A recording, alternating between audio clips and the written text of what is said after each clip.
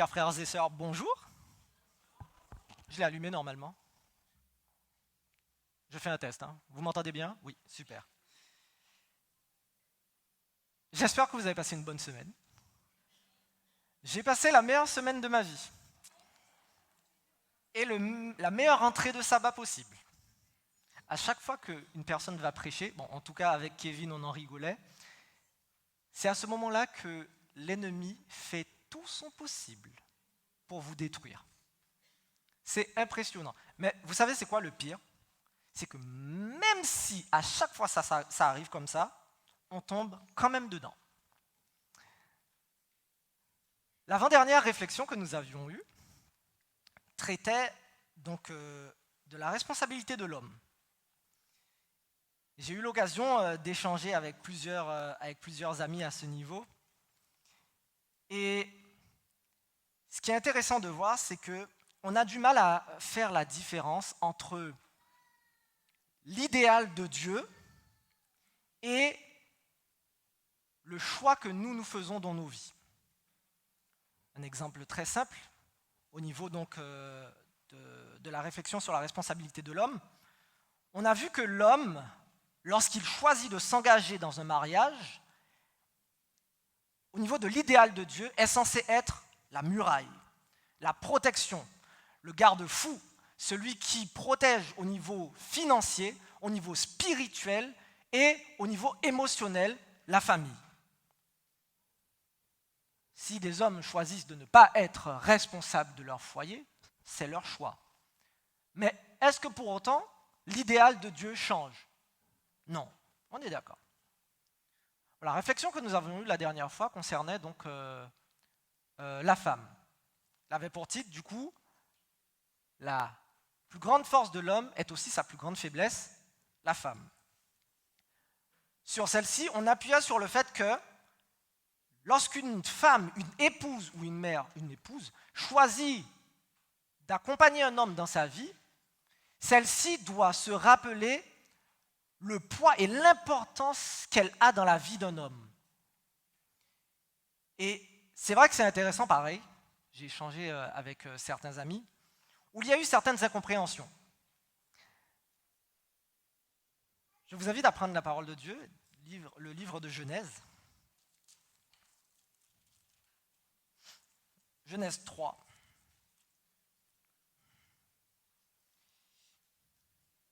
Alors, rappelons-nous que l'homme et la femme ont péché. Et il est intéressant de voir que l'homme et la femme sont allés trouver Dieu, n'est-ce pas? Non. C'est Dieu qui est allé chercher l'homme. Et on voit que lorsque Dieu va poser cette question à l'homme, Dieu omniscient, omnipotent, omniprésent, as-tu mangé de l'arbre que je t'avais défendu de manger? Et la réponse de l'homme ne va pas être oui mais, non mais il va mettre la responsabilité sur la femme. Mais vous savez ce qui est le plus... on n'entend pas de l'autre côté. C'est bon, ok.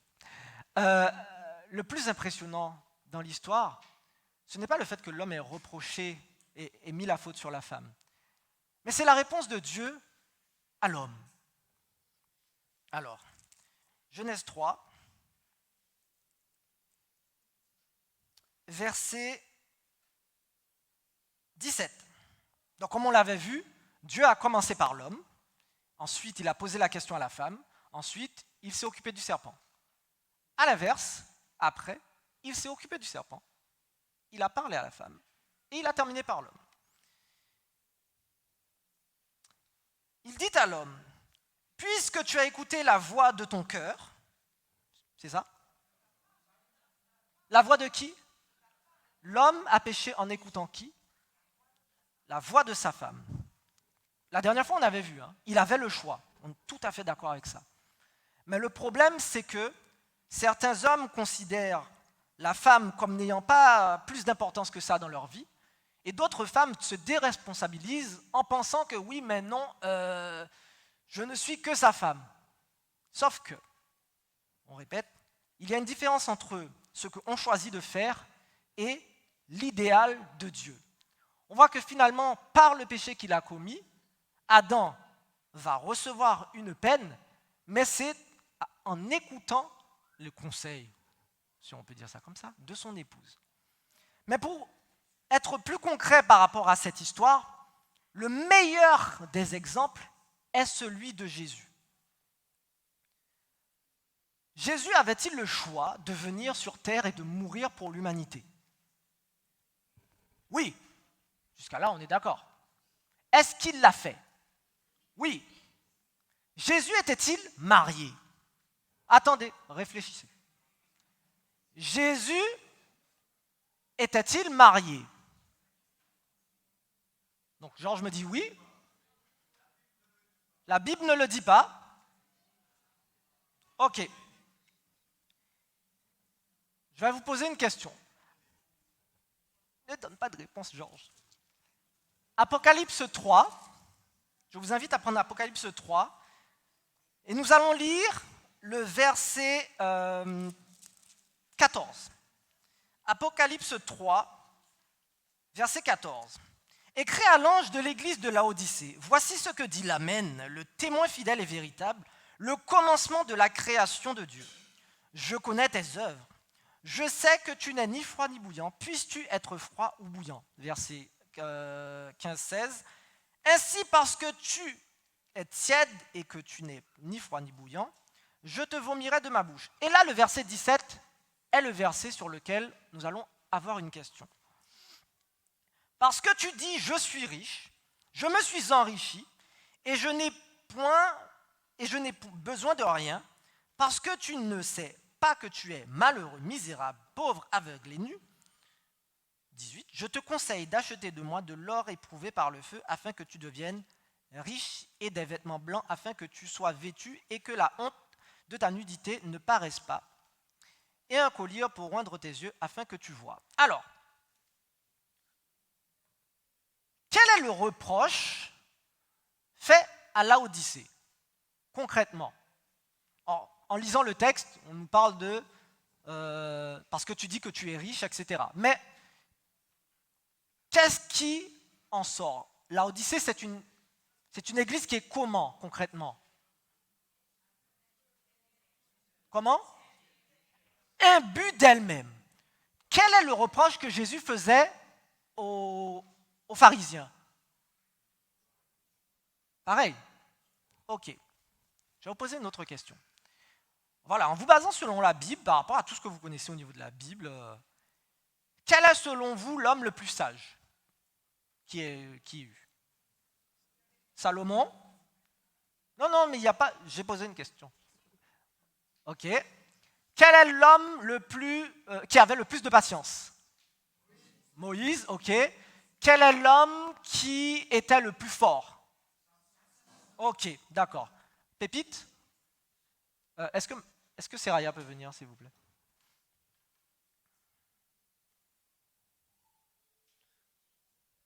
Elle arrive? Ok. Donc vous allez voir quelque chose.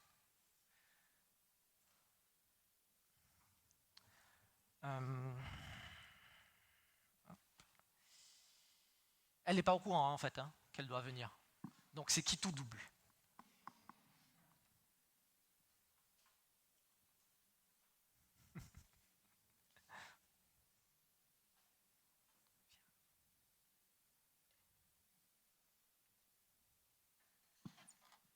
Coucou mon amour.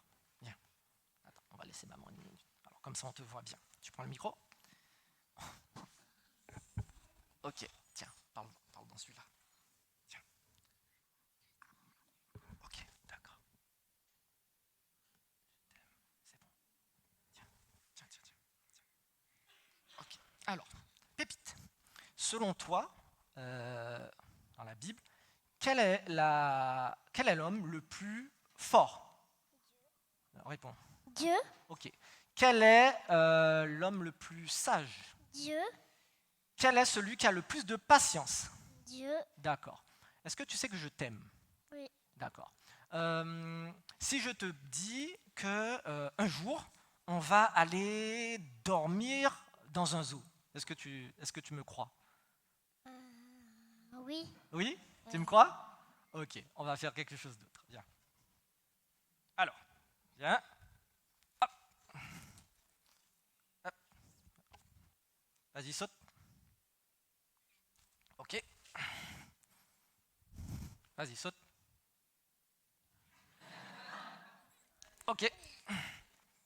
Ferme les yeux. Vas-y, saute. Ok, super. Merci, ma chérie. Tu peux descendre. Alors, est-ce que vous avez entendu sa réponse? Enfin, ses réponses. Mathias a eu la même réponse qu'elle. Mais je n'ai pas voulu lui donner la réponse. Parce que, en tant qu'adulte, on a cette réflexion, mais à un moment, il y a une des filles qui a posé la question, physique ou pas? L'homme le plus fort, qui commande aux mers et qui dit au vent d'arrêter de souffler? C'est Jésus, mais il n'y a pas plus puissant. Qui a pu répondre aux pharisiens, est-ce qu'il faut payer la taxe de César? Jésus. C'était une histoire sans issue. Hein. Enfin, quelle est j'ai demandé la personne avec la plus de patience. Ça fait près de 6000 ans hein, qu'on vit sur cette terre, et pourtant, Dieu nous aime encore. Hein.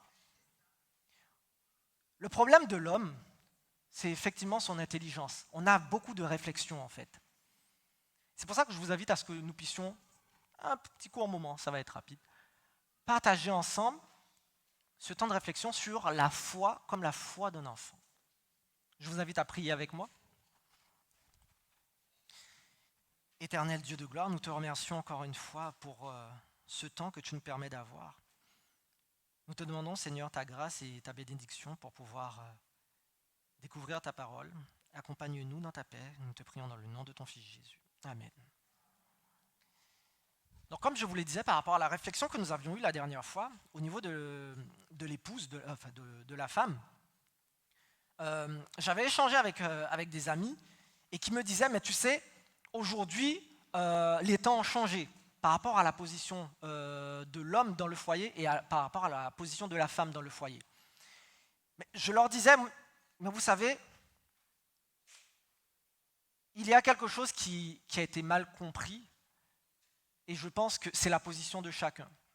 Parce que si la position de chacun avait été bien expliquée, on n'aurait pas eu peur d'avoir les positions en question. Si je vous donne un exemple simple, si on vous explique comment fonctionne une araignée, comment elle grandit, ce qu'elle mange, vous n'avez plus à avoir peur d'une araignée. Techniquement, c'est censé être ça. Parce que quand vous savez que voilà, il y a une petite araignée, elle n'est pas venimeuse, elle ne peut rien vous faire, etc. Étant donné qu'on comprend et qu'on sait, on n'est pas censé avoir peur. Mais je peux comprendre que ce soit difficile. La position de l'homme par rapport à ce que la Bible explique demande à ce que l'homme soit une personne qui, comme on l'a dit tout à l'heure, protège son foyer, qui nourrit sa famille, qui accompagne son épouse, qui accompagne ses enfants dans la route vers le ciel. La position que Dieu donne au niveau de la femme, je parle encore une fois, hein, au niveau de l'idéal de Dieu, au niveau du foyer, c'est une femme qui est au foyer et qui accompagne son époux et qui accompagne ses enfants dans la route vers le ciel. Et comme je le disais à ceux avec qui j'échangeais, effectivement, les temps ont changé. Il est plus difficile d'avoir cette possibilité que la femme soit à la maison. Mais pour autant, est-ce que l'idéal de Dieu change? Non. Et c'est ce que je leur disais. On fait nos choix. Dieu nous accompagne dans nos choix et Dieu merci. Néanmoins, l'idéal reste le même. Je vous inviterai à prendre le chapitre 70, je crois, de Foyer chrétien. 85, pardon. 85. En fait, il parle de la récompense présente et future. Concrètement, dans le chapitre, vous lirez à un moment que lorsque Samuel va recevoir sa couronne, à votre avis, qui il va remercier? Samuel, fils de Anne, à votre avis, qui il va remercier? Vous diriez Dieu. Eh bien, écoutez bien. Il va dire que c'est grâce à elle, c'est grâce à cette femme, par la grâce que Dieu lui a donnée, qu'il est présent aujourd'hui. Beaucoup ne comprennent pas qu'aujourd'hui, le fait que d'éduquer ses enfants, le monde ne vous donnera jamais aucun crédit en fait. On ne va jamais vous glorifier ou vous dire « bravo, c'est bien, tu l'éduques bien ». Le monde n'est pas là pour ça, c'est un monde qui est dirigé par l'ennemi. À quel moment l'ennemi sera content que vous éduquiez vos enfants? Je ne sais pas si vous vous rendez compte, mais aujourd'hui on vit dans un monde et qui va de pire en pire, où en primaire, on cherche à apprendre à nos enfants ce qu'est la sexualité. Est-ce que vous voyez dans le monde dans lequel nous vivons, je vais faire attention aux mots que j'utilise,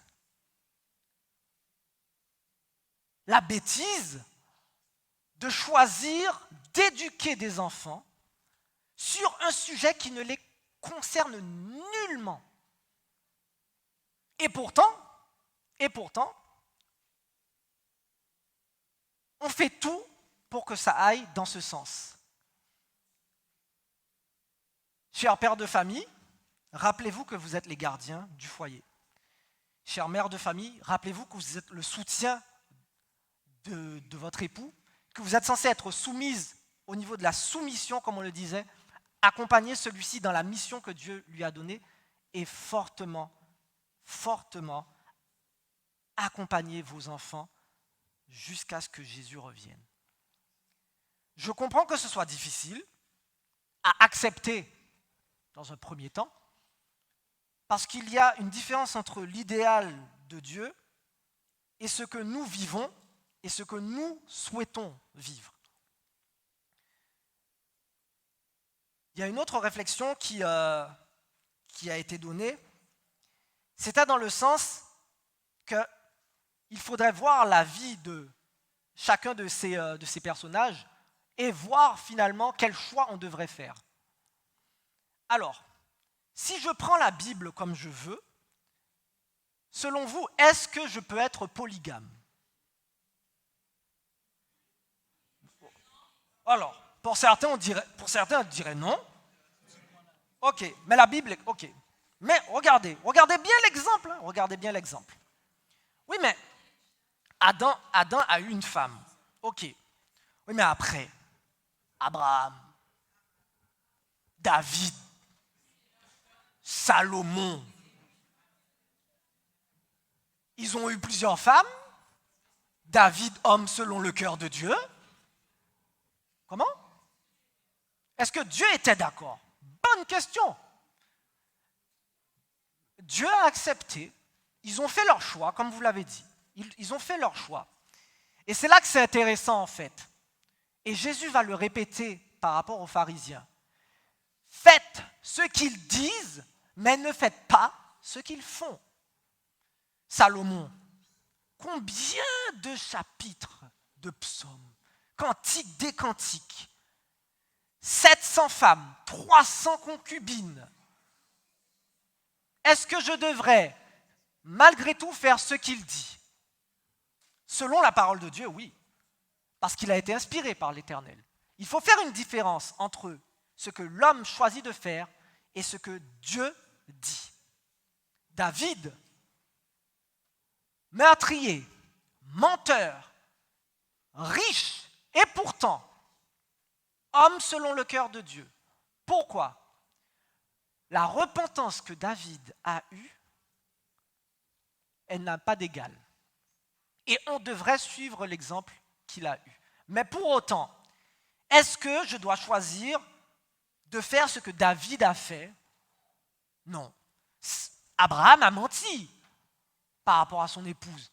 Il y a plein d'exemples que l'on peut prendre au niveau de la Bible, au niveau du comportement des personnes, mais pour autant, ne pas remettre en question ce que Dieu dit de faire. Lorsque Jésus va parler aux pharisiens, particulièrement à Nicodème, il va lui dire, on va reprendre le contexte du coup. Le texte se trouve dans Matthieu, excusez-moi, voilà. Ah non, pardon. Oui, il y a Matthieu 18, mais on va prendre d'abord Jean 3, Jean 3, versets 1 à 10. Ça va nous remettre dans le contexte de la question que je vous ai posée avant, et ensuite le fait que j'ai posé la question à Seraya. Donc, il eut un homme d'entre les pharisiens, chef de la loi, pharisien, docteur, pharisien, érudit, pharisien, équipé comme jamais. Il connaît la parole comme personne. Et pourtant, chef des Juifs qui vint auprès de Jésus de nuit et lui dit « Rabbi », donc ce qui veut dire maître, « nous savons que tu es un docteur venu de Dieu, car personne ne peut faire ces miracles que tu fais si Dieu n'est avec lui. » Et Jésus lui répondit « En vérité, je te le dis, si un homme ne naît de nouveau, il ne peut voir le royaume de Dieu. » Donc Nicodème, adulte érudit, Nicodème lui dit « Mais comment un homme peut-il naître quand il est vieux? Peut-il entrer dans le sein de sa mère et naître ?» Et Jésus répondit « En vérité, je te le dis, si un homme ne naît d'eau et d'esprit, il ne peut entrer dans le royaume de Dieu. Ce qui est né de la chair est chair, et ce qui est né de l'esprit est esprit. Ne t'étonne pas que je t'ai dit, il faut que vous naissiez de nouveau. Le vent souffle où il veut, et tu entends le bruit, mais tu ne sais d'où il vient et ni où il va. Et il en est ainsi de tout homme qui est né de l'esprit. » Alors écoutez bien la réponse de Nicodème. Mais comment cela peut-il se faire? Et Jésus lui dit, tu es un docteur d'Israël et tu ne connais pas ces choses? Ok. Maintenant, nous allons prendre le texte de Matthieu 18, versets 1 à 4. Matthieu 18, 1 à 4.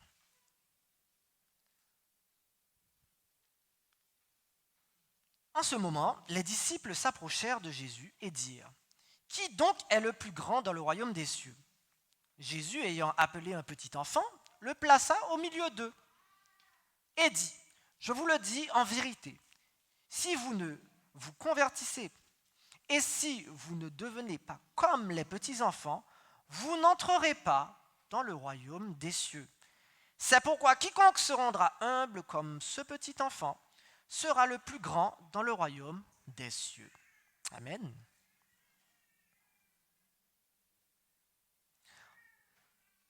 Lorsqu'on pose la question, est-ce que Jésus était marié? Je vous la repose. Jésus était-il marié? Oui. Qui était son épouse? Ou qui est son épouse, pardon? L'Église. La réflexion que nous avions eue allait sur cette conclusion, principalement au niveau du fait que si ce n'était pas à cause de nous, Christ ne serait pas mort à la croix. Si ce n'était pas pour notre péché, Jésus n'aurait pas quitté la gloire du ciel. Si ce n'était pas à cause, oui,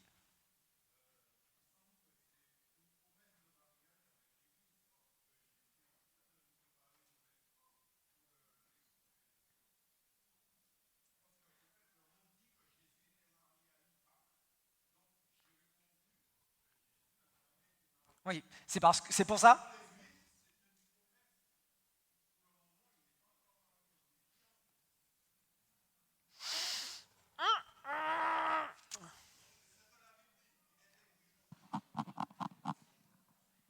Alors si on prend si on relit le texte d'Apocalypse, l'épouse et l'esprit disent viens. Donc je comprends ce que tu veux dire. Hein. Je comprends. Dans la notion pas encore marié, pour aller plus loin, concrètement, ça serait plutôt le fait que Jésus a donné sa vie pour l'humanité Néanmoins, qui sont ceux qui sont sauvés? Ceux qui finalement acceptent le sacrifice de Jésus pour soi. Au moment où on choisit d'entrer dans les eaux du baptême, il y a une différence entre les personnes. Il y a une différence au moment où on choisit de faire cet engagement et lorsqu'on ne le prend pas. C'est celui qui est entre le côté, si on peut dire ça comme ça, fiançailles et mariage. La célébration n'est pas encore arrivée, néanmoins, l'Église reste l'épouse de Dieu.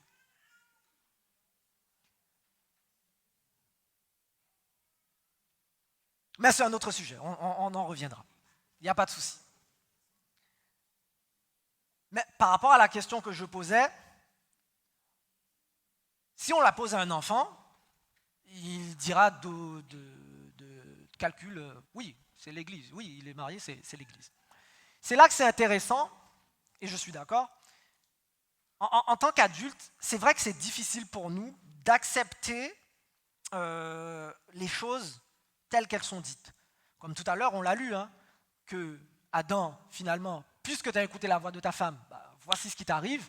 C'est difficile d'accepter le fait que parce qu'il a écouté la voix de sa femme, c'est assez compliqué. Et pourtant, moi, je lis le texte à ma fille, si je pose la question, elle me dira que c'est ça. Le plus important, en tout cas, pour revenir au sujet que je voulais partager avec vous, parce que je ne suis personne pour pouvoir critiquer la situation de qui que ce soit. Je suis nullement meilleur que X homme qui a une épouse et des enfants. Mais c'est vrai que c'est important, et Stanley l'a très bien dit tout à l'heure, lequel d'entre vous peut m'assurer, là maintenant, que demain il pourra faire du vélo? Personne. Personne. Et pourtant, la Bible est claire sur le fait que on va tous passer en jugement. Mais est-ce que vous savez à quel moment votre cas passe en jugement? Non. Mais pourtant, si je vous dis que votre cas passe en jugement maintenant, est-ce que vous me diriez oui ou non? Ok, on ne sait pas. Sauf que si vous traversez la rue et que vous mourrez, votre cas, il est fini ou pas? Ok, d'accord. Si je dis à ma fille que ses actes actuels d'aujourd'hui vont avoir des répercussions sur ce que je vais lui donner ce soir, à votre avis, est-ce qu'elle va essayer de se tenir à carreau? Oui. Et pourtant, la parole de Dieu est claire. Il nous dit que aucun d'entre vous ne peut dire combien de temps il lui reste. Mais pourtant, et j'ai bien aimé la phrase de Stanley, il ne faut pas jouer avec Dieu. On pense être fort, parce qu'on est en vie, on a la santé. Et pourtant, si une voiture vous touche à 20 km/h, c'est la vitesse d'une trottinette. Vous savez que vous pouvez en mourir. Jusqu'à là, par rapport à la réflexion que nous avons, pour revenir à cette foi que nous devons avoir comme les enfants, c'est simplement en fait d'accepter la parole de Dieu telle qu'elle vient en fait, et de ne pas chercher à choisir des textes qui arrangent notre situation, choisir des exemples qui arrangent et confortent notre position. Parce que quand vous faites ça, c'est votre choix, mais l'idéal de Dieu ne change pas. Et le jour où vous allez arriver devant Dieu, oui, mais tu sais, David, oui, mais il te dira, mais voici le standard que moi j'avais élevé, voici ce que moi j'avais dit pour ta vie, voici ce que moi j'avais planifié, pas ce que toi tu voulais, mais voici ce que moi j'avais prévu pour toi. Qu'est-ce que tu en as fait? C'est important de se rappeler que l'on n'est qu'un souffle sur cette terre. Si demain je m'en vais, peut-être que vous pleurez ma mort pendant quelques jours, mais après, c'est fini. Moi, je ne serai pas là pour dire oh, merci pour ce témoignage. c'est fini. Moi, je serai en sommeil. Si Dieu veut, j'espère être sauvé en plus. Lequel d'entre vous peut m'assurer qu'il est sauvé demain? Personne. Si on doit faire un choix avec Dieu, c'est maintenant, à l'instant T. Pour terminer sur ma réflexion, j'ai partagé avec mon épouse une chanson. Et vous savez, il y a la croyance de l'enlèvement, qui veut dire que, basé sur le texte qui disait qu'un tel labourera dans les champs, l'un sera pris, l'autre enlevé, un tel sera à la meule, l'autre sera pris, l'autre enlevé. Ok. Et donc, du coup, dans cette musique, elle est basée un peu sur ça. Et l'homme, il est pasteur, il prêche en anglais.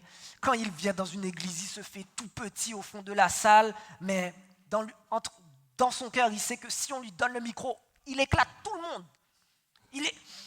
À un moment, il est dans la voiture avec sa femme.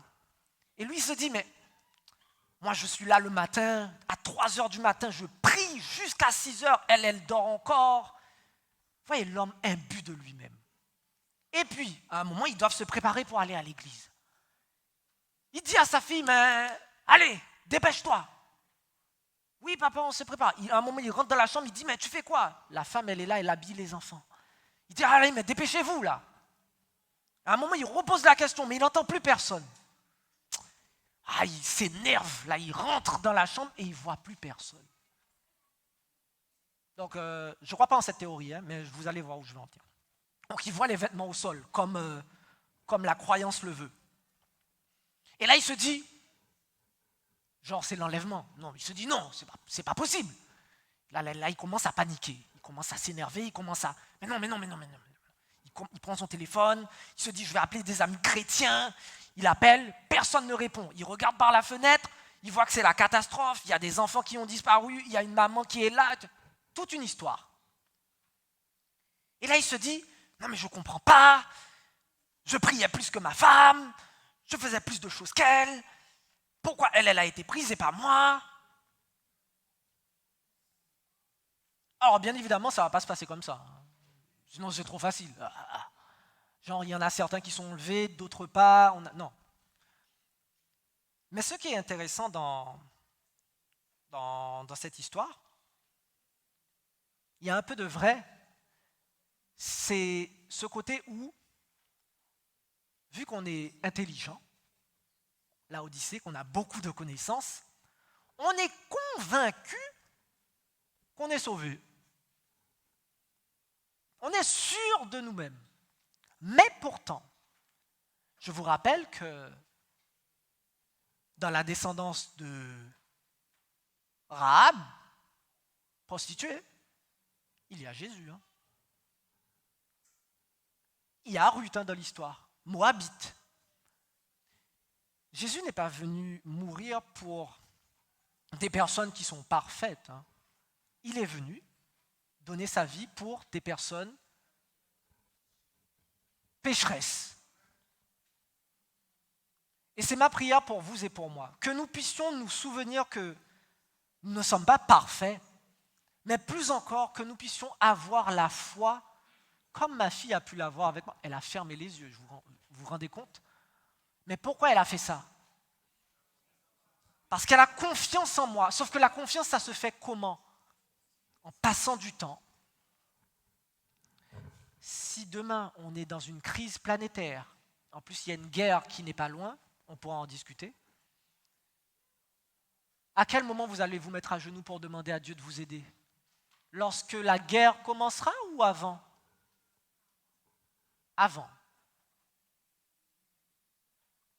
Beaucoup attendent la loi du dimanche pour se dire « Ah là, c'est à ce moment-là que je vais me préparer. » Ce sera trop tard. Si on doit être prêt, on doit l'être maintenant. Donc, que Dieu vous garde et vous bénisse, et je prie l'Éternel pour que chacun de nous, à l'instant T, nous puissions être au clair avec Dieu et que nous puissions être sauvés. Que l'Éternel bénisse sa parole. Amen.